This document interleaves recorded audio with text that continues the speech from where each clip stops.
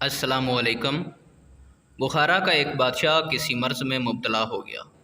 شاہی طبیب نے بہت علاج کیا لیکن مرض کی شدت میں کمی نہ آئی۔ چنانچہ شاہی طبیب نے اعلان کرا دیا، جو شخص بادشاہ کا علاج کرے گا اسے منہ مانگا انعام دیا جائے گا۔ اعلان سن کر بہت سے لوگ علاج کرنے کی غرض سے آئے لیکن کامیاب نہ ہو سکے۔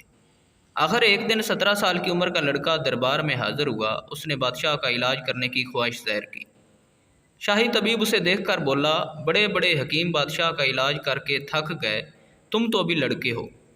یہ سن کر لڑکے نے کہا، میں تو اتنا جانتا ہوں کہ کوئی مرض لا علاج نہیں۔ آخر اسے علاج کی اجازت مل گئی۔ علاج شروع ہوا۔ لڑکے کے علاج سے بادشاہ کے مرض میں کمی آتی گئی، یہاں تک کہ وہ بالکل تندرست ہو گیا۔ وہ بہت خوش ہوا۔ اس نے لڑکے سے کہا، مانگو، کیا مانگتے ہو؟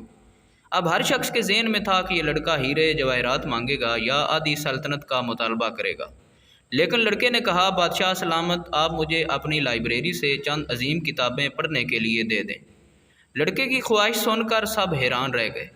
یہ 17 سال کا لڑکا بعد میں عظیم مشہور طبیب بو علی سینا بنا۔